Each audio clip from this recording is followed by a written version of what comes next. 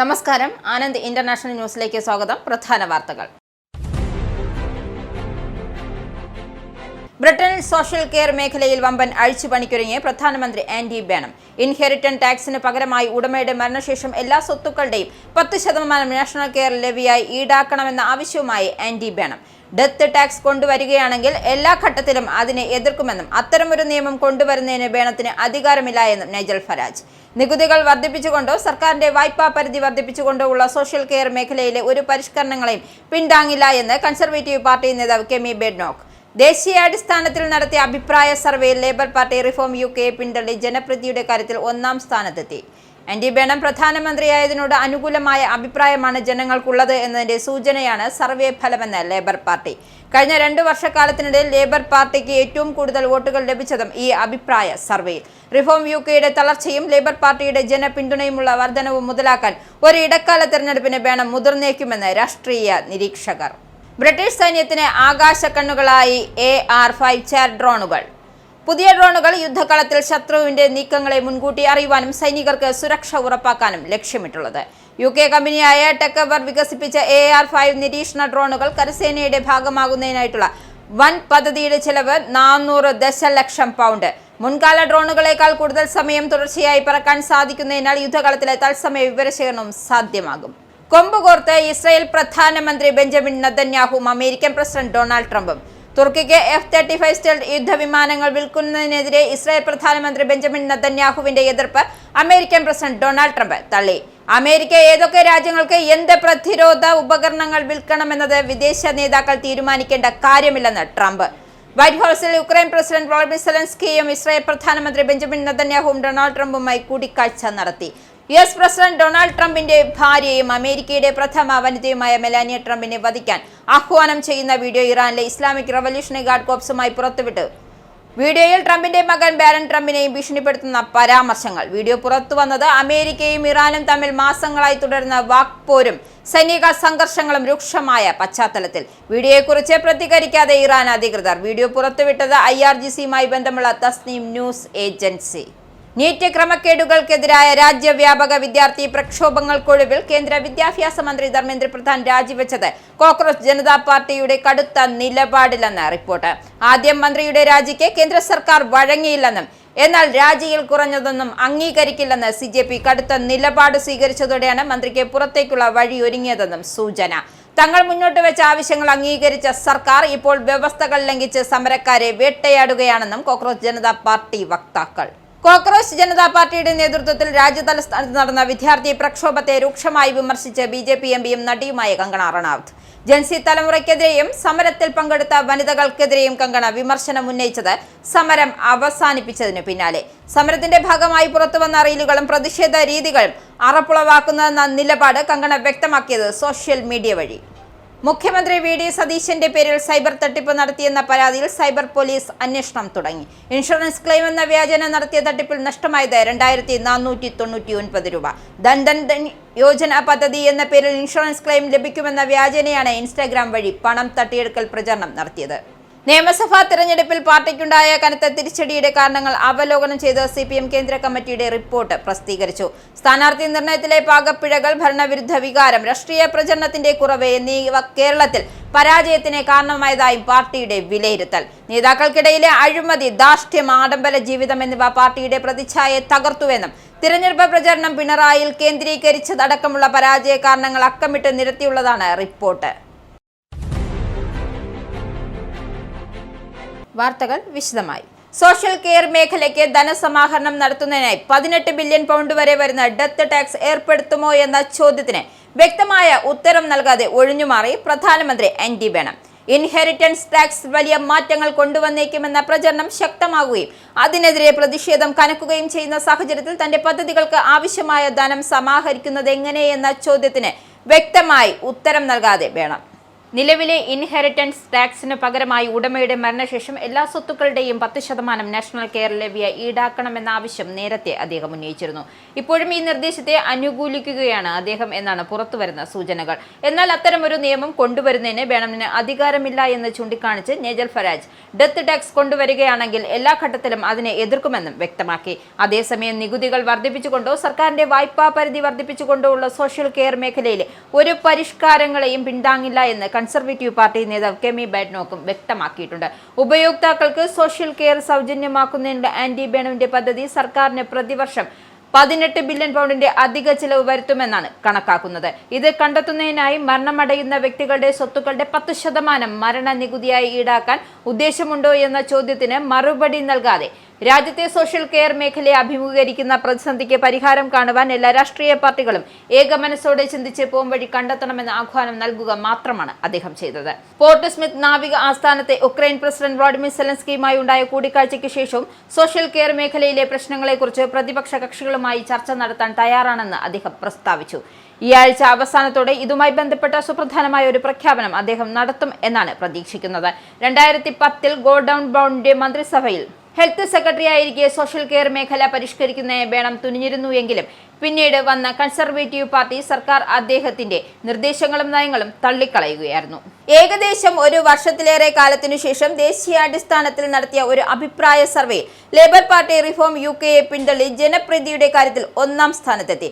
Anti ബേണം പ്രധാനമന്ത്രിയായതിനോട് അനുകൂലമായ അഭിപ്രായമാണ് ജനങ്ങൾക്കുള്ളത് എന്നതിന്റെ വ്യക്തമായ സൂചന. ഇപ്പോൾ ഒരു പൊതു തിരഞ്ഞെടുപ്പ് നടന്നാൽ 28% ബ്രിട്ടീഷ് വോട്ടർമാർ ലേബർ പാർട്ടിക്ക് വോട്ട് ചെയ്യുമെന്നാണ് പറയുന്നത്. റിഫോം യുകെയുടെ ജനപിന്തുണ 24% കുറയുകയും ചെയ്തു. കഴിഞ്ഞ 2 വർഷക്കാലത്തിനിടയിൽ ലേബർ പാർട്ടിക്ക് ഏറ്റവും കൂടുതൽ വോട്ട് ലഭിച്ചതും ഈ അഭിപ്രായ സർവേയിലായിരുന്നു. മോർ ഇൻ കോമൺ ആണ് ഈ സർവേയുടെ നടത്തിപ്പുകാർ. അതേസമയം അധികം താമസിക്കാതെ ഒരു ഇടക്കാല തെരഞ്ഞെടുപ്പ് നടത്തും എന്ന കിംവദന്തികൾ പ്രധാനമന്ത്രി തള്ളിക്കളഞ്ഞു. ഒരു തെരഞ്ഞെടുപ്പ് പ്രകടന പത്രിക വിലയിരുത്തി ജനങ്ങൾ 2024 വോട്ട് ചെയ്തിട്ടുണ്ട് എന്നായിരുന്നു ഇത് സംബന്ധിച്ച ചോദ്യത്തിന് അദ്ദേഹം നൽകിയ മറുപടി. ജനങ്ങളുടെ ആ വിധി താൻ മാനിക്കും എന്നും അദ്ദേഹം കൂട്ടിച്ചേർത്തു. എന്നാൽ റിഫോം യുകെയുടെ തളർച്ചയും ലേബർ പാർട്ടിയുടെ ജനപിന്തുണയിലുള്ള വർധനവും മുതലാക്കാൻ ഒരു ഇടക്കാല തെരഞ്ഞെടുപ്പിന് ബേണം മുതിർന്നേക്കും എന്നാണ് മിക്ക രാഷ്ട്രീയ നിരീക്ഷകരും വിലയിരുത്തുന്നത്. ഇലക്ട്രിസിറ്റി ബില്ലിൽ നിന്നും വാറ്റ് ഒഴിവാക്കിയതും അതിഥി സൽക്കാര മേഖലയിൽ നികുതി നിരക്ക് കുറച്ചതും ബസ് ഫെയർ ക്യാപ് കുറച്ചതുമൊക്കെ അദ്ദേഹത്തിന്റെ ജനപിന്തുണ വർദ്ധിപ്പിക്കാൻ ഇടയാക്കിയിട്ടുണ്ട്. ഈ അനുകൂല ഘടകങ്ങൾ ഉപയോഗിച്ച് 5 വർഷം എന്ന പൂർണ്ണ കാലാവധി നമ്പർ 10 ഡൗണിംഗ് സ്ട്രീറ്റിൽ പൂർത്തിയാക്കാൻ ബേണം ശ്രമിച്ചേക്കുമെന്നാണ് അവർ വിലയിരുത്തുന്നത്. ഇലക്ട്രിസിറ്റി ബില്ലിൽ നിന്നും വാറ്റ് ഒഴിവാക്കിയതും അതിഥി സൽക്കാര മേഖലയിൽ നികുതി കുറച്ചതും ബസ് ഫെയർ ക്യാപ് കുറച്ചതുമൊക്കെ അദ്ദേഹത്തിന്റെ ജനപിന്തുണ വർദ്ധിക്കാൻ ഇടയാക്കിയിട്ടുണ്ട്. ഈ അനുകൂല ഘടകങ്ങൾ ഉപയോഗിച്ച് 5 വർഷം എന്ന പൂർണ്ണ കാലാവധി നമ്പർ 10 ഡൗൺ സ്ട്രീറ്റിൽ പൂർത്തിയാക്കാൻ ബേണം ശ്രമിച്ചേക്കുമെന്നാണ് അവർ വിലയിരുത്തുന്നത്.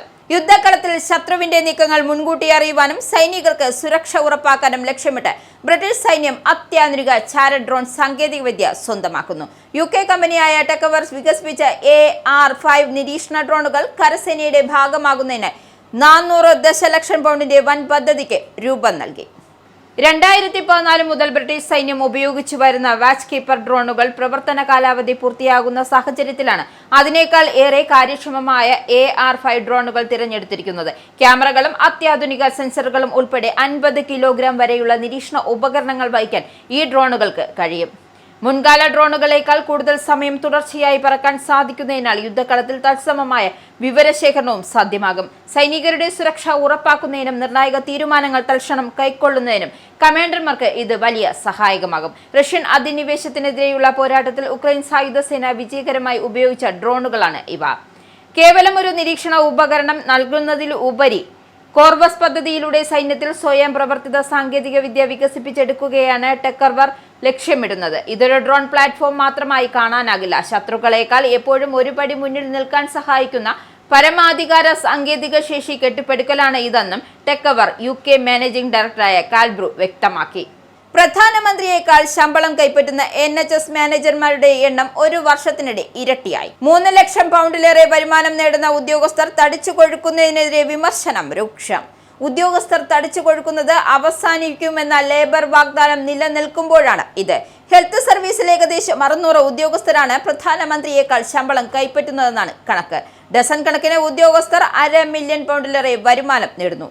NHS ചരിത്രത്തിലെ ഏറ്റവും വലിയ ദുരന്തമായി പരിഗണിക്കുന്ന മെറ്റർനിറ്റി മരണങ്ങൾ നേരിട്ട ഒരു ആശുപത്രിയിലെ ചീഫ് നഴ്സ് 7,17,000 പൗണ്ടാണ് വരുമാനം നേടിയത്. ടാക്സ് പേയേഴ്സ് അലവൻസ് തയ്യാറാക്കിയ NHS റിച്ച് ലിസ്റ്റിൽ 1,603 സീനിയർ മാനേജ്മെന്റ് അംഗങ്ങൾ 2024-25 വർഷത്തിൽ 6 ശമ്പളം നേടി. മുൻ വർഷത്തേക്കാൾ 4% കൂടുതലാണ് ഇത്. ചികിത്സയ്ക്കായി കാത്തിരിക്കുന്ന രോഗികൾ ബുദ്ധിമുട്ട് അനുഭവിക്കുമ്പോൾ NHS എക്സിക്യൂട്ടീവുമാർ നികുതിദായകരുടെ പണം വിഴുങ്ങുകയാണ് എന്ന് റിപ്പോർട്ട് തയ്യാറാക്കിയ ആനി സ്ട്രിക്ലാൻഡ് ചൂണ്ടിക്കാട്ടി. NHS സേവനങ്ങൾ മെച്ചപ്പെടുന്നുണ്ട് എങ്കിലും ബമ്പർ ശമ്പളങ്ങൾ നൽകുന്നത് വർദ്ധിക്കുകയാണ്. ഇതിനിടെ ചികിത്സയ്ക്കുള്ള വെയിറ്റിംഗ് ലിസ്റ്റ് വീണ്ടും ഉയരുകയാണ്. മെയ്യിൽ 7.28 മില്യനാണ് വെയിറ്റിംഗ് ലിസ്റ്റ്. A&Eയിലെത്തുന്ന 0.5% രോഗികളും 4 മണിക്കൂറിലേറെയാണ് കാത്തിരിപ്പ്. ഗർഭിണികൾക്ക് നൽകുന്ന പതിവ് അൾട്രാസൗണ്ട് സ്കാനിങ്ങിൽ വലിയ മാറ്റം കൊണ്ടുവരുന്നത് ബ്രിട്ടീഷ് സർക്കാർ പരിഗണിക്കുന്നതായി റിപ്പോർട്ട്.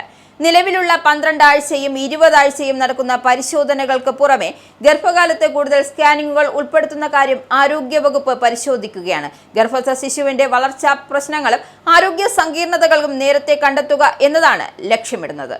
അടുത്തിടെ പ്രസവ പരിചരണ സേവനങ്ങളുമായി ബന്ധപ്പെട്ട് പുറത്തുവന്ന റിപ്പോർട്ടുകൾക്ക് പിന്നാലെയാണ് പുതിയ പരിഷ്കാര നിർദ്ദേശങ്ങൾ എത്തിയത്. ചില ആശുപത്രികൾ മാതൃശിശു സുരക്ഷയുമായി ബന്ധപ്പെട്ട ആശങ്കകൾ ചൂണ്ടിക്കാണിക്കപ്പെട്ട സാഹചര്യത്തിൽ ഗർഭിണികൾക്ക് കൂടുതൽ നിരീക്ഷണവും പരിശോധനയും ഉറപ്പാക്കേണ്ടതുണ്ട് എന്ന നിലപാടിലാണ് ആരോഗ്യ വിദഗ്ധർ മുന്നോട്ട് വയ്ക്കുന്നത്. ഈ നിർദ്ദേശം നടപ്പായാൽ ഗർഭകാല സങ്കീർണതകൾ നേരത്തെ കണ്ടെത്താനും ചികിത്സ വേഗത്തിലാക്കാനും സഹായിക്കുമെന്നാണ് വിലയിരുത്തൽ. എന്നാൽ കൂടുതൽ സ്കാനിംഗ് ഏത് ഘട്ടങ്ങളിൽ നൽകണം, അത് രാജ്യവ്യാപകമായി എങ്ങനെ നടപ്പാക്കണം തുടങ്ങിയ കാര്യങ്ങളിൽ അന്തിമ തീരുമാനം ഇതുവരെയും എടുത്തിട്ടില്ല. സർക്കാർ വിശദമായ ആലോചനകൾ തുടരുകയാണ് എന്ന് റിപ്പോർട്ടുകൾ വ്യക്തമാകുന്നു. തുർക്കിക്ക് F-35 സ്റ്റെൽത്ത് യുദ്ധവിമാനങ്ങൾ വിൽക്കുന്നതിനെതിരായി ഇസ്രായേൽ പ്രധാനമന്ത്രി ബെഞ്ചമിൻ നെതന്യാഹുവിന്റെ എതിർപ്പ് അമേരിക്കൻ പ്രസിഡന്റ് ഡൊണാൾഡ് ട്രംപ് തള്ളി. അമേരിക്ക ഏതൊക്കെ രാജ്യങ്ങൾക്ക് എന്ത് പ്രതിരോധ ഉപകരണങ്ങൾ വിൽക്കണമെന്നത് വിദേശ നേതാക്കൾ തീരുമാനിക്കേണ്ട കാര്യമില്ലെന്ന് ട്രംപ്. എയർഫോഴ്സ് 1 വിമാനത്തിൽ മാധ്യമപ്രവർത്തകരോട് സംസാരിക്കവേ അമേരിക്കയുടെ പ്രതിരോധ വിൽപ്പനയിൽ ഇസ്രായേലിന് അഭിപ്രായം പറയാനുള്ള അവകാശമില്ല എന്ന നിലപാടാണ് ട്രംപ് കൈക്കൊണ്ടത്. തുർക്കിയെ മികച്ച സഖ്യകക്ഷി എന്ന് വിശേഷിപ്പിച്ച ട്രംപ് സിറിയ ഉൾപ്പെടെയുള്ള പ്രാദേശിക വിഷയങ്ങളിൽ അങ്കാറ വഹിച്ച പങ്കിനെ പ്രശംസിച്ചു. തുർക്കിയും ഇസ്രായേലും തമ്മിലുള്ള അഭിപ്രായ ഭിന്നത നിലനിൽക്കുന്നുണ്ട് എന്ന് സംബന്ധിച്ച് ട്രംപ് തുർക്കി ഇസ്രായേലിന്റെയും നെതന്യാഹുവിന്റെയും വലിയ ആരാധകരല്ലെന്നും പറഞ്ഞു. എന്നാൽ അമേരിക്ക തുർക്കി ബന്ധം ശക്തമായി തുടരുകയാണെന്നും അദ്ദേഹം കൂട്ടിച്ചേർത്തു. തുർക്കി അമേരിക്കയുടെ മികച്ച സഖ്യകക്ഷിയാണെന്നും നിരവധി മേഖലകളിൽ അവർ മികച്ച പ്രവർത്തനമാണ് കാഴ്ചവെച്ചതെന്നും ട്രംപ് വ്യക്തമാക്കി. തുർക്കിക്ക് അത്യാധുനിക F-35 സ്റ്റെൽത്ത് യുദ്ധവിമാനങ്ങൾ നൽകുന്നത് പശ്ചിമേഷ്യയിലെ ശക്തി സന്തുലിതാവസ്ഥയെ ബാധിക്കുമെന്നും നെതന്യാഹു മുന്നറിയിപ്പ് നൽകിയതിന് പിന്നാലെയാണ് ട്രംപിന്റെ പ്രതികരണം എത്തിയത്. CNN എന്നതിന് നൽകിയ അഭിമുഖത്തിൽ തുർക്കിയെ വീണ്ടും F-35 ഈ പദ്ധതിയുടെ ഭാഗമാക്കുന്നതിനെ നെതന്യാഹു ശക്തമായി എതിർത്തിരുന്നു. അത്തരമൊരു തീരുമാനം മേഖലയിൽ അസ്ഥിരത വർദ്ധിപ്പിക്കുമെന്നും തുർക്കിക്ക് ആക്രമണാത്മകമായ ലക്ഷ്യങ്ങൾ ഉണ്ടെന്നും അദ്ദേഹം ആരോപിച്ചു. റഷ്യയിൽ നിന്നും S-400 വ്യോമ പ്രതിരോധ മിസൈൽ സംവിധാനം വാങ്ങിയതിനെ തുടർന്ന് 2019 ട്രംപിന്റെ ആദ്യ ഭരണകാലത്ത് തുർക്കിയെ ബഹുരാഷ്ട്ര F-35 പദ്ധതിയിൽ നിന്നും അമേരിക്ക പുറത്താക്കിയിരുന്നു. ഇതേ തുടർന്ന് അമേരിക്ക ഉപരോധം ഏർപ്പെടുത്തുകയും 5ാം തലമുറ യുദ്ധവിമാന പദ്ധതിയുടെ സുരക്ഷയെക്കുറിച്ച് നേറ്റോയ്ക്കുള്ളിൽ ആശങ്ക ഉയരുകയും ചെയ്തിരുന്നു. ഉക്രൈൻ പ്രസിഡന്റ് വ്ളാഡിമിർ സെലൻസ്കിയുമായി ഇസ്രായേൽ പ്രധാനമന്ത്രി ബെഞ്ചമിൻ നെതന്യാഹുവുമായും അമേരിക്കൻ പ്രസിഡന്റ് ഡൊണാൾഡ് ട്രംപ് ചൊവ്വാഴ്ച വൈറ്റ് ഹൌസിൽ പ്രത്യേക കൂടിക്കാഴ്ച നടത്തും. ഉക്രൈനിലെയും പശ്ചിമേഷ്യയിലെയും നിലവിലെ സംഘർഷങ്ങളാണ് ചർച്ചകളിലെ പ്രധാന വിഷയം. എയർഫോഴ്സ് 1 വിമാനത്തിൽ മാധ്യമപ്രവർത്തകരോട് സംസാരിക്കവേ അമേരിക്കയുടെ പ്രതിരോധ വിൽപ്പനയിൽ ഇസ്രായേലിന് അഭിപ്രായം പറയാനുള്ള അവകാശമില്ല എന്ന നിലപാടാണ് ട്രംപ് കൈക്കൊണ്ടത്. തുർക്കിയെ മികച്ച സഖ്യകക്ഷി എന്ന് വിശേഷിപ്പിച്ച ട്രംപ് സിറിയ ഉൾപ്പെടെയുള്ള പ്രാദേശിക വിഷയങ്ങളിൽ അങ്കാറ വഹിച്ച പങ്കിനെ പ്രശംസിച്ചു. തുർക്കിയും ഇസ്രായേലും തമ്മിലുള്ള അഭിപ്രായ ഭിന്നത നിലനിൽക്കുന്നുണ്ട് എന്ന് സംബന്ധിച്ച് ട്രംപ് തുർക്കി ഇസ്രായേലിന്റെയും നെതന്യാഹുവിന്റെയും വലിയ ആരാധകരല്ലെന്നും പറഞ്ഞു. എന്നാൽ അമേരിക്ക തുർക്കി ബന്ധം ശക്തമായി തുടരുകയാണെന്നും അദ്ദേഹം കൂട്ടിച്ചേർത്തു. തുർക്കി അമേരിക്കയുടെ മികച്ച സഖ്യകക്ഷിയാണെന്നും നിരവധി മേഖലകളിൽ അവർ മികച്ച പ്രവർത്തനമാണ് കാഴ്ചവെച്ചതെന്നും ട്രംപ് വ്യക്തമാക്കി. തുർക്കിക്ക് അത്യാധുനിക F-35 സ്റ്റെൽത്ത് യുദ്ധവിമാനങ്ങൾ നൽകുന്നത് പശ്ചിമേഷ്യയിലെ ശക്തി സന്തുലിതാവസ്ഥയെ ബാധിക്കുമെന്നും നെതന്യാഹു മുന്നറിയിപ്പ് നൽകിയതിന് പിന്നാലെയാണ് ട്രംപിന്റെ പ്രതികരണം എത്തിയത്. CNN എന്നതിന് നൽകിയ അഭിമുഖത്തിൽ തുർക്കിയെ വീണ്ടും F-35 ഈ പദ്ധതിയുടെ ഭാഗമാക്കുന്നതിനെ നെതന്യാഹു ശക്തമായി എതിർത്തിരുന്നു. അത്തരമൊരു തീരുമാനം മേഖലയിൽ അസ്ഥിരത വർദ്ധിപ്പിക്കുമെന്നും തുർക്കിക്ക് ആക്രമണാത്മകമായ ലക്ഷ്യങ്ങൾ ഉണ്ടെന്നും അദ്ദേഹം ആരോപിച്ചു. റഷ്യയിൽ നിന്നും S-400 വ്യോമ പ്രതിരോധ മിസൈൽ സംവിധാനം വാങ്ങിയതിനെ തുടർന്ന് 2019 ട്രംപിന്റെ ആദ്യ ഭരണകാലത്ത് തുർക്കിയെ ബഹുരാഷ്ട്ര F-35 പദ്ധതിയിൽ നിന്നും അമേരിക്ക പുറത്താക്കിയിരുന്നു. ഇതേ തുടർന്ന് അമേരിക്ക ഉപരോധം ഏർപ്പെടുത്തുകയും 5ാം തലമുറ യുദ്ധവിമാന പദ്ധതിയുടെ സുരക്ഷയെക്കുറിച്ച് നേറ്റോയ്ക്കുള്ളിൽ ആശങ്ക ഉയരുകയും ചെയ്തിരുന്നു. US പ്രസിഡന്റ് ഡൊണാൾഡ് ട്രംപിന്റെ ഭാര്യയും അമേരിക്കയുടെ പ്രഥമ വനിതയുമായ മെലാനിയ ട്രംപിനെ വധിക്കാൻ ആഹ്വാനം ചെയ്യുന്ന വീഡിയോ ഇറാനിലെ ഇസ്ലാമിക് റവല്യൂഷണറി ഗാർഡ് കോർപ്സുമായി അടുത്ത ബന്ധമുള്ളതെന്ന് കരുതപ്പെടുന്ന തസ്നീം ന്യൂസ് ഏജൻസി പ്രസിദ്ധീകരിച്ചതായി റിപ്പോർട്ട്. ട്രംപിന്റെ മകൻ ബാരൺ ട്രംപിനെ ഭീഷണിപ്പെടുത്തുന്ന പരാമർശങ്ങളും വീഡിയോയിൽ ഉൾപ്പെട്ടു. റിപ്പോർട്ടുകൾ പ്രകാരം സ്വതന്ത്ര പോരാളികളും ഇറാന്റെ ഇസ്ലാമിക് റിപ്പബ്ലിക്കിനെ പിന്തുണയ്ക്കുന്നവരും മെലാനിയ ട്രംപിനെ ലക്ഷ്യമിടണമെന്ന വീഡിയോയിൽ ആഹ്വാനം ചെയ്യുന്നു. മെലാനിയെ പതിവായി സന്ദർശിക്കുന്നതായി പറയപ്പെടുന്ന സ്ഥലങ്ങൾ, അവർ ഇഷ്ടപ്പെടുന്ന ഇടങ്ങൾ, സാധനങ്ങൾ വാങ്ങാറുണ്ട് എന്ന് അവകാശപ്പെടുന്ന കടകൾ എന്നിവയും വീഡിയോയിൽ കാണിക്കുന്നതായി റിപ്പോർട്ടിൽ ചൂണ്ടിക്കാട്ടി. മെലാനിയെ എവിടെ വധിക്കാം എന്ന തലക്കെട്ടോടെയാണ് വീഡിയോ പ്രസിദ്ധീകരിച്ചിരിക്കുന്നത് എന്ന് റിപ്പോർട്ടിൽ പറയുന്നു. വീഡിയോയുടെ അവസാനത്തിൽ ട്രംപിന്റെ മകൻ ബാരൺ ട്രംപിനെ ലക്ഷ്യമിട്ടിട്ടും ഭീഷണി ഉയർത്തുന്ന സന്ദേശമുണ്ട്. അവൻ ഞങ്ങളെ കാത്തിരിക്കട്ടെ എന്ന വാചകമാണ് വീഡിയോയിൽ ഉൾപ്പെടുത്തിയിരിക്കുന്നതെന്ന് റിപ്പോർട്ടിൽ പറയുന്നു. ഇറാനിലെ തസ്നീം ന്യൂസ് ഏജൻസി ഔദ്യോഗികമായി IRGCയുടെ മാധ്യമ സ്ഥാപനമല്ല എങ്കിലും ഇസ്ലാമിക് റവല്യൂഷണറി ഗാർഡ് കോർപ്സുമായി അടുത്ത ബന്ധമുള്ള മാധ്യമമായി വ്യാപകമായി വിലയിരുത്തുന്ന സ്ഥാപനം കൂടിയാണ്. അമേരിക്കയും ഇറാനും തമ്മിൽ മാസങ്ങളായി തുടരുന്ന വാക്പോരും സൈനിക സംഘർഷങ്ങളും രൂക്ഷമായ പശ്ചാത്തലത്തിലാണ് ഈ വീഡിയോ പുറത്തു വന്നത്. അതേസമയം വീഡിയോയെക്കുറിച്ചോ അതിലെ ഉള്ളടക്കത്തെക്കുറിച്ചോ ഇറാൻ സർക്കാരിന്റെ ഔദ്യോഗിക നിലപാടിനെ പ്രതിഫലിപ്പിക്കുന്നതാണോ എന്ന കാര്യത്തിൽ ഇറാൻ അധികൃതർ ഇതുവരെയും പ്രതികരിച്ചിട്ടില്ല. ഇനി പൗണ്ട്, യൂറോ, ഡോളർ, രൂപ ഇന്നത്തെ വിനിമയ നിരക്ക്. ഒരു പൗണ്ട് 127.39 ഇന്ത്യൻ രൂപ, ഒരു പൗണ്ട് 1.17 യൂറോ, ഒരു US ഡോളർ 95.83 ഇന്ത്യൻ രൂപ, ഒരു യൂറോ 108.97 ഇന്ത്യൻ രൂപ, ഒരു പൗണ്ട് 1.33 US ഡോളർ, ഒരു കനേഡിയൻ ഡോളർ 67.90 ഇന്ത്യൻ രൂപ. ഇനിയൊരു ഇടവേള. വീണ്ടും വാർത്തകളിലേക്ക്. നീറ്റ് ക്രമക്കേടുകൾക്കെതിരായ രാജ്യവ്യാപക വിദ്യാർത്ഥി പ്രക്ഷോഭങ്ങൾക്കൊടുവിൽ കേന്ദ്ര വിദ്യാഭ്യാസ മന്ത്രി ധർമ്മേന്ദ്ര പ്രധാൻ രാജിവെച്ചത് കോക്രോച്ച് ജനതാ പാർട്ടിയുടെ കടുത്ത നിലപാടിലെന്ന് റിപ്പോർട്ട്. ആദ്യം മന്ത്രിയുടെ രാജിക്ക് കേന്ദ്ര സർക്കാർ വഴങ്ങിയില്ലെന്നും എന്നാൽ രാജിയിൽ കുറഞ്ഞതൊന്നും അംഗീകരിക്കില്ലെന്ന് CJP കടുത്ത നിലപാട് സ്വീകരിച്ചതോടെയാണ് മന്ത്രിക്ക് പുറത്തേക്കുള്ള വഴിയൊരുങ്ങിയത്. രാജിക്ക് പകരം ധർമ്മേന്ദ്ര പ്രധാന്റെ വകുപ്പ് മാറ്റാമെന്ന നിർദ്ദേശം ആദ്യം സർക്കാർ മുന്നോട്ട് വെച്ചിരുന്നതായാണ് സൂചന. CJP ഇത് തള്ളിയ സാഹചര്യത്തിലാണ് പ്രധാൻ രാജിവെക്കാൻ തയ്യാറായത്. മന്ത്രിമാരും CJP നേതാക്കളും നടത്തിയ ചർച്ചയിൽ വകുപ്പ് മാറ്റത്തിന് നിർദ്ദേശം മുന്നോട്ട് വെച്ചിരുന്നു. എന്നാൽ രാജിയിൽ കുറഞ്ഞതൊന്നും അംഗീകരിക്കില്ല എന്ന നിലപാട് CJP സ്വീകരിച്ചുവെന്ന് സർക്കാർ വൃത്തങ്ങൾ വ്യക്തമാക്കി. അതേസമയം നീറ്റ് പരീക്ഷാ ക്രമക്കേടുമായി ബന്ധപ്പെട്ട് നടത്തിയ സമരരംഗത്തുണ്ടായിരുന്നവരെ പോലീസ് വേട്ടയാടുന്നുവെന്ന് കോക്രോച്ച് ജനതാ പാർട്ടി ആരോപിക്കുന്നു. CJPക്കെതിരായ കേസുകൾ പിൻവലിക്കുന്നതിൽ ബംഗാൾ സർക്കാരിന്റെ തീരുമാനം വൈകുകയാണ്. അസം, ബീഹാർ സംസ്ഥാന സർക്കാരുകൾ കേസുകൾ പിൻവലിക്കുമെന്ന് പറഞ്ഞത് CJP സ്വാഗതം ചെയ്തിരുന്നു. തങ്ങൾ മുന്നോട്ട് വെച്ച ആവശ്യങ്ങൾ അംഗീകരിച്ച സർക്കാർ ഇപ്പോൾ വ്യവസ്ഥകൾ ലംഘിച്ച് സമരക്കാരെ വേട്ടയാടുകയാണെന്ന് കോക്രോച്ച് ജനതാ പാർട്ടി വക്താക്കൾ വാർത്താസമ്മേളനത്തിൽ കഴിഞ്ഞ ദിവസം ആരോപിച്ചിരുന്നു. സമരക്കാർക്കെതിരെ എടുത്ത കേസ് റദ്ദാക്കണമെന്ന വ്യവസ്ഥയടക്കം സർക്കാർ പാലിക്കുന്നില്ല എന്നും വ്യവസ്ഥകൾ ലംഘിച്ചാൽ ഞങ്ങൾ വീണ്ടും പ്രതിഷേധ സമരം നടത്തുമെന്നും CJP പ്രതിനിധികൾ കപിൽ സിബലിനൊപ്പം നടത്തിയ വാർത്താസമ്മേളനത്തിൽ വ്യക്തമാക്കി. കോക്രോച്ച് ജനതാ പാർട്ടിയുടെ നേതൃത്വത്തിൽ രാജ്യ തലസ്ഥാനത്ത് നടന്ന വിദ്യാർത്ഥി പ്രക്ഷോഭത്തെ രൂക്ഷമായി വിമർശിച്ച് BJP MPയും നടിയുമായ കങ്കണ റണൌത്ത്. സമരം അവസാനിപ്പിച്ചതിന് പിന്നാലെയാണ് ജൻസി തലമുറയ്ക്കെതിരെ സമരത്തിൽ പങ്കെടുത്ത വനിതകൾക്കെതിരെയും വിമർശനം. സമരത്തിന്റെ ഭാഗമായി പുറത്തുവന്ന റീലുകളും പ്രതിഷേധ രീതികളും അറപ്പുളവാക്കുന്നതെന്നാണ് കങ്കണ സോഷ്യൽ മീഡിയയിൽ പങ്കുവച്ച കുറിപ്പിൽ വ്യക്തമാക്കിയത്. സമരത്തിൽ പങ്കെടുത്ത യുവാക്കളെ വൃത്തിയില്ലാത്തവരെന്ന് പരാമർശിച്ച കങ്കണ ഉത്തരവാദിത്തമില്ലാതെ സ്വതന്ത്രമായി ജീവിക്കാൻ ശ്രമിക്കുന്നവരാണ് ഇവരെന്നും വിമർശിച്ചു. പാശ്ചാത്യ ശൈലി പിന്തുടരുന്ന ചില ഇന്ത്യൻ യുവതികൾ പഠനത്തിൽ മിടുക്കരല്ലെന്നും എന്നാൽ മദ്യപിക്കുന്നതിലും മയക്കുമരുന്ന് ഉപയോഗിക്കുന്നതിലും അഭിമാനം കൊള്ളുന്നവരാണെന്നും അവർ ആരോപണം ഉന്നയിച്ചു. മാതാപിതാക്കളുടെ പണം കൊണ്ട് ജീവിക്കുകയും എന്നാൽ ഉത്തരവാദിത്തം ഏറ്റെടുക്കാതെ സ്വാതന്ത്ര്യത്തിനായി വാദിക്കുകയും ചെയ്യുന്ന രീതി ശരിയല്ലെന്നും കങ്കണ ഇൻസ്റ്റഗ്രാം സ്റ്റോറിയിലൂടെ കൂട്ടിച്ചേർത്തു. കർണാടകയിലെ എല്ലാ എഞ്ചിനീയറിംഗ്, ആർട്സ്, സയൻസ് കോളേജുകളിലും വിദ്യാർത്ഥികൾക്കായി HIV പരിശോധനയും കൗൺസിലിംഗും സംഘടിപ്പിക്കാൻ തീരുമാനം. കോളേജുകൾ കേന്ദ്രീകരിച്ച് HIV ടെസ്റ്റ് നടത്താനാണ് നീക്കം. കർണാടക സ്റ്റേറ്റ് എയ്ഡഡ് പ്രിവെൻഷൻ സൊസൈറ്റിയുടെ അഭ്യർത്ഥനയെ തുടർന്ന് വിശ്വേശ്വരയ്യ ടെക്നോളജിക്കൽ യൂണിവേഴ്സിറ്റിയിലും കോളേജ് ഓഫ് എഡ്യൂക്കേഷൻ ഡിപ്പാർട്ട്മെന്റിലും ഇതിനായുള്ള നടപടികൾ ആരംഭിച്ചു. കുട്ടികളുടെ സ്വകാര്യത ഉറപ്പാക്കുമെന്നും ഇതിനായി QR അധിഷ്ഠിത ആപ്പ് തയ്യാറാക്കുമെന്നും ആരോഗ്യവകുപ്പ് വ്യക്തമാക്കി. നോ യുവർ HIV സ്റ്റാറ്റസ് എന്ന പേരിലാകും ആപ്പ്. എല്ലാ ഉന്നത വിദ്യാഭ്യാസ സ്ഥാപനങ്ങളിലും HIV ബോധവൽക്കരണം നടത്തണമെന്നും യൂണിവേഴ്സിറ്റി ഗ്രാന്റ് കമ്മീഷനും കേന്ദ്ര വിദ്യാഭ്യാസ മന്ത്രാലയവും നേരത്തെ തന്നെ നിർദ്ദേശം നൽകിയിരുന്നു. ഇതിന്റെ ഭാഗമായി പ്രത്യേക ഹെൽത്ത് ക്യാമ്പുകളിലൂടെയാവും കോളേജുകൾ പരിശോധനയും കൗൺസിലിംഗും നടത്തുക.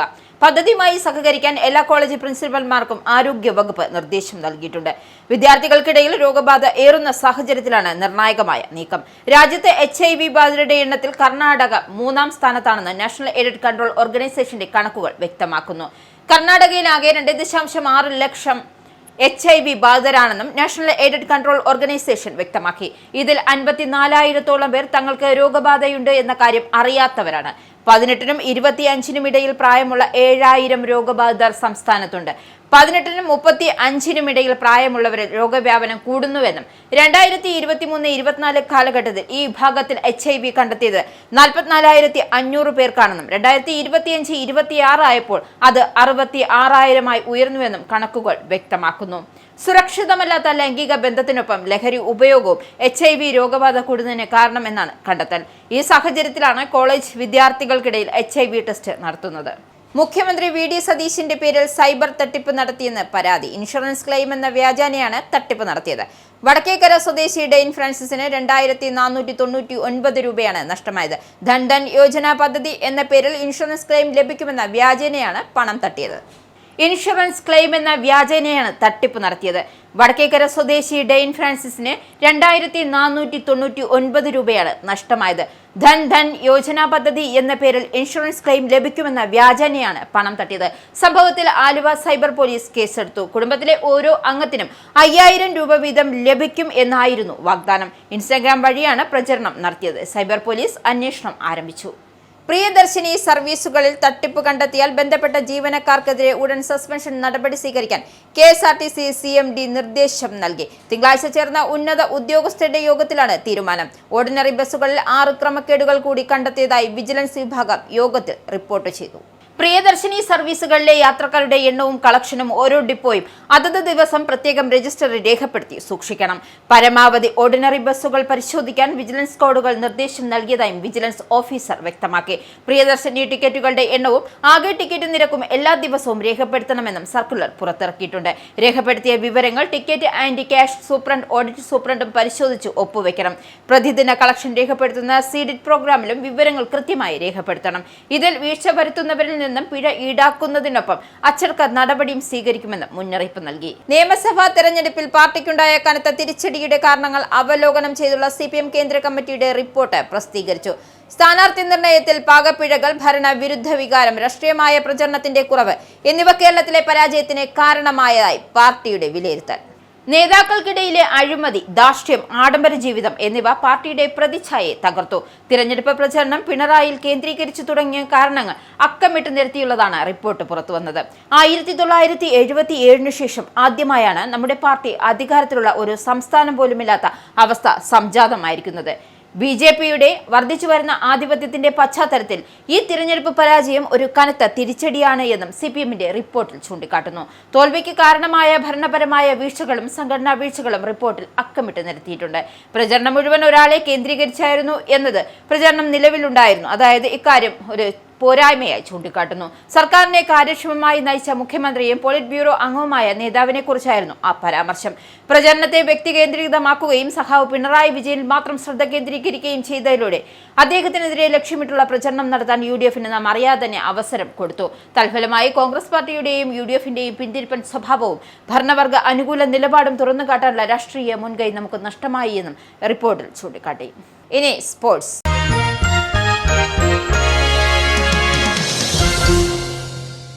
ശ്രീലങ്കയ്ക്കെതിരായ 2 മത്സരങ്ങളടങ്ങിയ ടെസ്റ്റ് പരമ്പരയ്ക്കുള്ള ഇന്ത്യൻ ടീമിനെ BCCI പ്രഖ്യാപിച്ചു. ശുഭ്മാൻ ഗില്ലാണ് ഇന്ത്യയെ നയിക്കുക. നായകനും KML രാഹുലിന്റെ വൈസ് ക്യാപ്റ്റനുമായി നിയമിച്ചു. ടെസ്റ്റ് പരമ്പരയ്ക്ക് മുന്നോടിയായി ഓഗസ്റ്റ് 7 മുതൽ കൊളംബിയയിൽ ഇന്ത്യ 4 ദിവസത്തെ പരിശീലന മത്സരം കളിക്കും. 2 മത്സരങ്ങളുള്ള ടെസ്റ്റ് പരമ്പരയിൽ ആദ്യ ടെസ്റ്റ് ഓഗസ്റ്റ് 15 മുതൽ 19 വരെ ഗാല ഇന്റർനാഷണൽ ക്രിക്കറ്റ് സ്റ്റേഡിയത്തിലും, രണ്ടാം ടെസ്റ്റ് ഓഗസ്റ്റ് 23 മുതൽ 27 വരെ കൊളംബോയിലെ സിംഹളി സ്പോർട്സ് ക്ലബിലും നടക്കും. ഇന്ത്യയുടെ പ്രധാന പേസർ ജനപ്രീത് ബുംറയെ ടീമിൽ ഉൾപ്പെടുത്തിയിട്ടുണ്ട് എങ്കിലും BCCI സെന്റർ ഓഫ് എക്സലൻസിൽ നിന്നുമുള്ള ഫിറ്റ്നസ് ക്ലിയറൻസ് വിധേയമായിരിക്കും അദ്ദേഹത്തിന്റെ പങ്കാളിത്തം. സമാനമായ സായി സുദർശന്റെ പങ്കാളിത്തവും BCCI centre of excellence clearance വിധേയമാണ്. പേശിക്കേറ്റ പരിക്കിനെ തുടർന്ന് spin bowler allrounder Washington Sundar ആദ്യ ടെസ്റ്റ് നഷ്ടമാകും. അദ്ദേഹത്തിന് പകരക്കാരനായി 33-കാരനായ സാരംഗ് ജെയിനെ ടീമിൽ ഉൾപ്പെടുത്തി. സാരംഗ് ജെയിനെ ഇന്ത്യൻ ടെസ്റ്റ് ടീമിലേക്ക് ലഭിക്കുന്ന ആദ്യ വിളി കൂടിയാണിത്. പ്രധാന വാർത്തകൾ ഒരിക്കൽ കൂടി. ബ്രിട്ടനിൽ സോഷ്യൽ കെയർ മേഖലയിൽ വമ്പൻ അഴിച്ചുപണിക്കൊരുങ്ങിയ പ്രധാനമന്ത്രി ആൻഡി ബേണം. ഇൻഹെറിറ്റന്റ് ടാക്സിന് പകരമായി ഉടമയുടെ മരണശേഷം എല്ലാ സ്വത്തുക്കളുടെയും 10% നാഷണൽ കെയർ ലെവിയായി ഈടാക്കണമെന്ന ആവശ്യവുമായി ആൻഡി ബേണം. ഡെത്ത് ടാക്സ് കൊണ്ടുവരികയാണെങ്കിൽ എല്ലാ ഘട്ടത്തിലും അതിനെ എതിർക്കുമെന്നും അത്തരമൊരു നിയമം കൊണ്ടുവരുന്നതിന് ബേണത്തിന് അധികാരമില്ല എന്നും നൈജൽ ഫരാജ്. നികുതികൾ വർദ്ധിപ്പിച്ചുകൊണ്ടോ സർക്കാരിന്റെ വായ്പാ പരിധി വർദ്ധിപ്പിച്ചുകൊണ്ടോ ഉള്ള സോഷ്യൽ കെയർ മേഖലയിലെ ഒരു പരിഷ്കരണങ്ങളെയും പിന്താങ്ങില്ല എന്ന് കൺസർവേറ്റീവ് പാർട്ടി നേതാവ് കെമി ബെഡ്നോക്ക്. ദേശീയാടിസ്ഥാനത്തിൽ നടത്തിയ അഭിപ്രായ സർവേയിൽ ലേബർ പാർട്ടി റിഫോം യുകെയെ പിന്തള്ളി ജനപ്രീതിയുടെ കാര്യത്തിൽ 1-ാം സ്ഥാനത്തെത്തി. ആൻഡി ബേണം പ്രധാനമന്ത്രിയായതിനോട് അനുകൂലമായ അഭിപ്രായമാണ് ജനങ്ങൾക്കുള്ളത് എന്നതിന്റെ സൂചനയാണ് സർവേ ഫലമെന്ന് ലേബർ പാർട്ടി. കഴിഞ്ഞ 2 വർഷക്കാലത്തിനിടെ ലേബർ പാർട്ടിക്ക് ഏറ്റവും കൂടുതൽ വോട്ടുകൾ ലഭിച്ചതും ഈ അഭിപ്രായ സർവേയിൽ. റിഫോം യുകെയുടെ തളർച്ചയും ലേബർ പാർട്ടിയുടെ ജനപിന്തുണയുമുള്ള വർധനവും മുതലാക്കാൻ ഒരു ഇടക്കാല തെരഞ്ഞെടുപ്പിന് ബേണം മുതിർന്നേക്കുമെന്ന് രാഷ്ട്രീയ നിരീക്ഷകർ. ബ്രിട്ടീഷ് സൈന്യത്തിന് ആകാശ കണ്ണുകളായി AR-5 ചാർ ഡ്രോണുകൾ. പുതിയ ഡ്രോണുകൾ യുദ്ധകളത്തിൽ ശത്രുവിന്റെ നീക്കങ്ങളെ മുൻകൂട്ടി അറിയുവാനും സൈനികർക്ക് സുരക്ഷ ഉറപ്പാക്കാനും ലക്ഷ്യമിട്ടുള്ളത്. UK കമ്പനിയായ ടെക്കവർ വികസിപ്പിച്ച AR-5 നിരീക്ഷണ ഡ്രോണുകൾ കരസേനയുടെ ഭാഗമാകുന്നതിനായിട്ടുള്ള വൻ പദ്ധതിയുടെ ചെലവ് 400 ദശലക്ഷം പൗണ്ട്. മുൻകാല ഡ്രോണുകളേക്കാൾ കൂടുതൽ സമയം തുടർച്ചയായി പറക്കാൻ സാധിക്കുന്നതിനാൽ യുദ്ധകളത്തിലെ തത്സമയ വിവരശേഖരണവും സാധ്യമാകും. കൊമ്പുകോർത്ത് ഇസ്രായേൽ പ്രധാനമന്ത്രി ബെഞ്ചമിൻ നെതന്യാഹുവും അമേരിക്കൻ പ്രസിഡന്റ് ഡൊണാൾഡ് ട്രംപും. തുർക്കിക്ക് F-35 സ്റ്റെൽത്ത് യുദ്ധവിമാനങ്ങൾ വിൽക്കുന്നതിനെതിരെ ഇസ്രായേൽ പ്രധാനമന്ത്രി ബെഞ്ചമിൻ നെതന്യാഹുവിന്റെ എതിർപ്പ് അമേരിക്കൻ പ്രസിഡന്റ് ഡൊണാൾഡ് ട്രംപ് തള്ളി. അമേരിക്ക ഏതൊക്കെ രാജ്യങ്ങൾക്ക് എന്ത് പ്രതിരോധ ഉപകരണങ്ങൾ വിൽക്കണമെന്നത് വിദേശ നേതാക്കൾ തീരുമാനിക്കേണ്ട കാര്യമില്ലെന്ന് ട്രംപ്. വൈറ്റ് ഹൌസിൽ യുക്രൈൻ പ്രസിഡന്റ് വോളോഡിമിർ സെലൻസ്കിയും ഇസ്രായേൽ പ്രധാനമന്ത്രി ബെഞ്ചമിൻ നെതന്യാഹുവും ഡൊണാൾഡ് ട്രംപുമായി കൂടിക്കാഴ്ച നടത്തി. US പ്രസിഡന്റ് ഡൊണാൾഡ് ട്രംപിന്റെ ഭാര്യയും അമേരിക്കയുടെ പ്രഥമ വനിതയുമായ മെലാനിയ ട്രംപിനെ വധിക്കാൻ ആഹ്വാനം ചെയ്യുന്ന വീഡിയോ ഇറാനിലെ ഇസ്ലാമിക് റവല്യൂഷണറി ഗാർഡ് കോർപ്സുമായി പുറത്തുവിട്ടു. വീഡിയോയിൽ ട്രംപിന്റെ മകൻ ബാരൻ ട്രംപിനെയും ഭീഷണിപ്പെടുത്തുന്ന പരാമർശങ്ങൾ. വീഡിയോ പുറത്തുവന്നത് അമേരിക്കയും ഇറാനും തമ്മിൽ മാസങ്ങളായി തുടരുന്ന വാക്പോരും സൈനിക സംഘർഷങ്ങളും രൂക്ഷമായ പശ്ചാത്തലത്തിൽ. വീഡിയോയെക്കുറിച്ച് പ്രതികരിക്കാതെ ഇറാൻ അധികൃതർ. വീഡിയോ പുറത്തുവിട്ടത് IRGCയുമായി ബന്ധമുള്ള തസ്നീം ന്യൂസ് ഏജൻസി. നീറ്റ് ക്രമക്കേടുകൾക്കെതിരായ രാജ്യവ്യാപക വിദ്യാർത്ഥി പ്രക്ഷോഭങ്ങൾക്കൊടുവിൽ കേന്ദ്ര വിദ്യാഭ്യാസ മന്ത്രി ധർമ്മേന്ദ്ര പ്രധാൻ രാജിവെച്ചത് കോക്രോച്ച് ജനതാ പാർട്ടിയുടെ കടുത്ത നിലപാടിലെന്ന് റിപ്പോർട്ട്. ആദ്യം മന്ത്രിയുടെ രാജിക്ക് കേന്ദ്ര സർക്കാർ വഴങ്ങിയില്ലെന്നും എന്നാൽ രാജിയിൽ കുറഞ്ഞതൊന്നും അംഗീകരിക്കില്ലെന്ന് CJP കടുത്ത നിലപാട് സ്വീകരിച്ചതോടെയാണ് മന്ത്രിക്ക് പുറത്തേക്കുള്ള വഴി ഒരുങ്ങിയതെന്നും സൂചന. തങ്ങൾ മുന്നോട്ട് വെച്ച ആവശ്യങ്ങൾ അംഗീകരിച്ച സർക്കാർ ഇപ്പോൾ വ്യവസ്ഥകൾ ലംഘിച്ച് സമരക്കാരെ വേട്ടയാടുകയാണെന്നും കോക്രോച്ച് ജനതാ പാർട്ടി വക്താക്കൾ. കോക്രോച്ച് ജനതാ പാർട്ടിയുടെ നേതൃത്വത്തിൽ രാജ്യതലസ്ഥാനത്ത് നടന്ന വിദ്യാർത്ഥി പ്രക്ഷോഭത്തെ രൂക്ഷമായി വിമർശിച്ച് BJP MPയും നടിയുമായ കങ്കണ റണാവത്ത്. ജൻസി തലമുറയ്ക്കെതിരെയും സമരത്തിൽ പങ്കെടുത്ത വനിതകൾക്കെതിരെയും കങ്കണ വിമർശനം ഉന്നയിച്ചത് സമരം അവസാനിപ്പിച്ചതിനു പിന്നാലെ. സമരത്തിന്റെ ഭാഗമായി പുറത്തുവന്ന റീലുകളും പ്രതിഷേധ രീതികളും അറപ്പുളവാക്കുന്നതെന്ന നിലപാട് കങ്കണ വ്യക്തമാക്കിയത് സോഷ്യൽ മീഡിയ വഴി. മുഖ്യമന്ത്രി VD സതീശന്റെ പേരിൽ സൈബർ തട്ടിപ്പ് നടത്തിയെന്ന പരാതിയിൽ സൈബർ പോലീസ് അന്വേഷണം തുടങ്ങി. ഇൻഷുറൻസ് ക്ലെയിം എന്ന വ്യാജേന നടത്തിയ തട്ടിപ്പിൽ നഷ്ടമായത് 2499 രൂപ. ധൻ യോജന പദ്ധതി എന്ന പേരിൽ ഇൻഷുറൻസ് ക്ലെയിം ലഭിക്കുമെന്ന വ്യാജേനയാണ് ഇൻസ്റ്റാഗ്രാം വഴി പണം തട്ടിയെടുക്കൽ പ്രചരണം നടത്തിയത്. നിയമസഭാ തെരഞ്ഞെടുപ്പിൽ പാർട്ടിക്കുണ്ടായ കനത്ത തിരിച്ചടിയുടെ കാരണങ്ങൾ അവലോകനം ചെയ്ത് CPM കേന്ദ്ര കമ്മിറ്റിയുടെ റിപ്പോർട്ട് പ്രസിദ്ധീകരിച്ചു. സ്ഥാനാർത്ഥി നിർണയത്തിലെ പാകപ്പിഴകൾ, ഭരണവിരുദ്ധ വികാരം, രാഷ്ട്രീയ പ്രചരണത്തിന്റെ കുറവ് എന്നിവ കേരളത്തിൽ പരാജയത്തിന് കാരണമായതായും പാർട്ടിയുടെ വിലയിരുത്തൽ. നേതാക്കൾക്കിടയിലെ അഴിമതി, ധാർഷ്ട്യം, ആഡംബര ജീവിതം എന്നിവ പാർട്ടിയുടെ പ്രതിച്ഛായയെ തകർത്തുവെന്നും തിരഞ്ഞെടുപ്പ് പ്രചരണം പിണറായിയിൽ കേന്ദ്രീകരിച്ചതടക്കമുള്ള പരാജയ കാരണങ്ങൾ അക്കമിട്ട് നിരത്തിയുള്ളതാണ് റിപ്പോർട്ട്. ഈ ബുള്ളറ്റിൻ ഇവിടെ സമാപിക്കുന്നു. നന്ദി, നമസ്കാരം.